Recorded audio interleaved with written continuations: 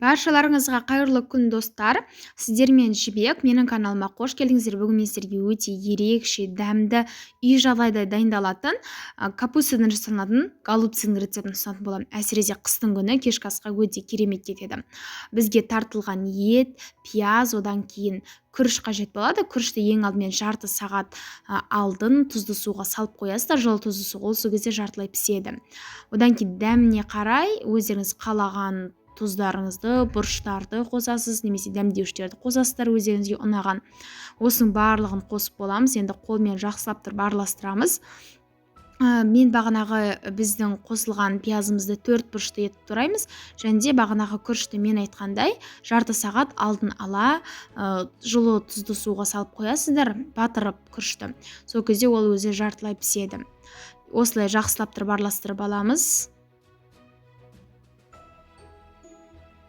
Енді кастрюлькеге ішіне суымызды қойып, оған тұзымызды салып, суды қайнатамыз.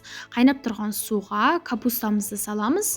Оның ортасындағы діңгегін алып тастаймыз, қатты жерін. Одан кейін қақпағын жауып, осы бір бетін 7 минуттай уақыт пісіріп қайнатамыз. Одан кейін келесі бетіне қарай аударамыз. Келесі бетіне қарай аударған соң ол бетінде тағы да 6-7 минуттай уақыт қайнататын боламыз. Енді сол уақытта біз подлив жасаймыз. Орташа отқа табамызды қоямыз. Табаға сұйық майымызды, күнбағыс майын құямыз. Немесе зәйтүн майын да қолдансаңыздар болады. Үкіштен өткізілген пияз және де сәбізімізді, пиязды сәбіздің салып, осы қазір майда жақсылап қуыратын боламыз. Жұмсарғанша қуырамыз.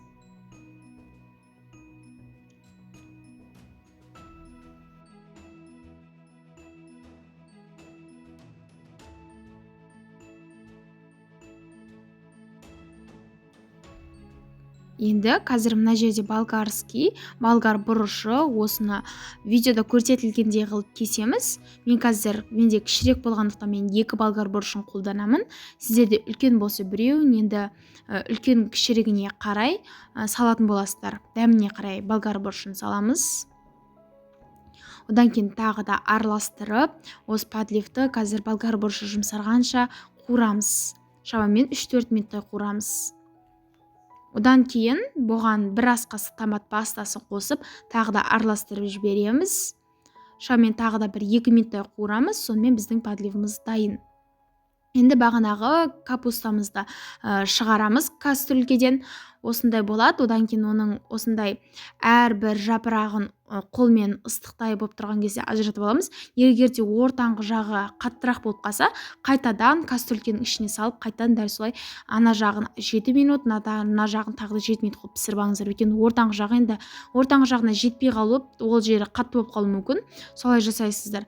Енді қазіргі біздің жасайтын кезде бұл капустамыз жұмсақ, қолға иілгіш болуы қажет. Сол себептен сөйтесіздер. Қатты жақтарын қайтадан кастрюлькеге салып аласыздар. Енді мен қазір осылай көріп жатырмын. Видеода өздеріңіз көріп тұрғандай қатты жерлер тұр ғой, олар майыспайды, соны қайтадан салдым мен. Енді осылай екі ортасынан бөлінген біздің капустамызды алып, оған жасаған фаршымызды саламыз. Осылай сопақ қылып орналастырамыз.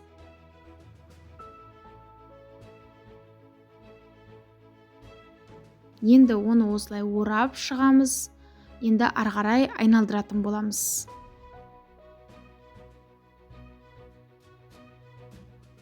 Егер де сіздерде дұрыстап капуста өзінің қалпын ұстап қатты болып тұрса, ол кезде айналдыру кішкене қиынға соғуы мүмкін.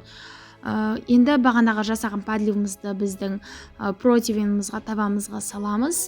Сосын кейін осы салынған біздің подливті жайып шығамыз табаға.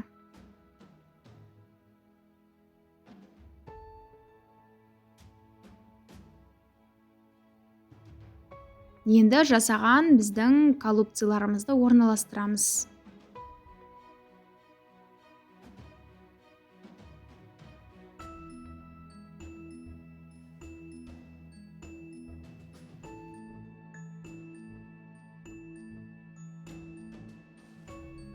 Енді осылайша барлығын жасап шығамыз.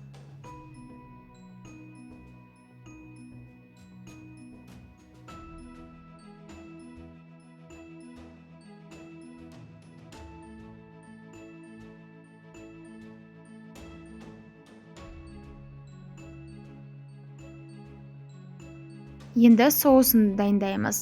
Ыдысымызға салқын суымызды қосып, оған 2 ас қасық томат пастасын қосамыз. Жақсылап тұрып қасықпен араластырып аламыз. Енді дәміне қарай тұзымызды қосып, одан кейін бұрыш қосамыз. Егерде өздеріңіз басқа да тағы да специя дәмдеуіштерді қосқыларыңыз келсе қоссаңыздар болады. Мен тағы да универсальный приправаны қосқан болатынмын. Енді осыны араластырып шығамыз. Енді бағанағы біздің орналастырған голубцаларымыздың үстінен осы біздің жасаған соусымызды құйып шығамыз. Соусты қанша көбірек қылып жасасаңыздар, соншама сочный болып шығады. Сол себептен көбірек жасауға тырысыңыздар.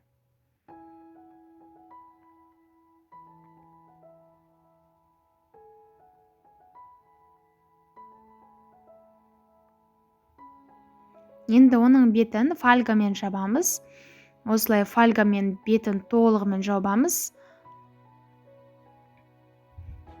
Толығымен жапқан соң, ең алдымен дәл осы 180 градуста қызып тұрған пеште фольгамен 30 минут пісіреміз. Одан кейін фольгасыз тағы да духовкаға салып, тағы да 25 минуттай уақыт пісіретін боламыз. Ол сол кезде осылай қызарып шығады, яғни бетін фольгасыз пісірген кезде ол осылай қызарыңқырап, беткі жағы сәл қызарыңқырайды. Одан кейін оны тарелкеге салып, ары қарай кешкі астарыңызды іше беріңіздер. Осындай күшті болып шығады, дәмі өте керемет, арасында фарш бар. Былай айтқанда сөзсіз дәмді болып шығады. Сіздерге жасауға кеңес беремін, жасап көріңіздер. Сіздермен болған Жібек.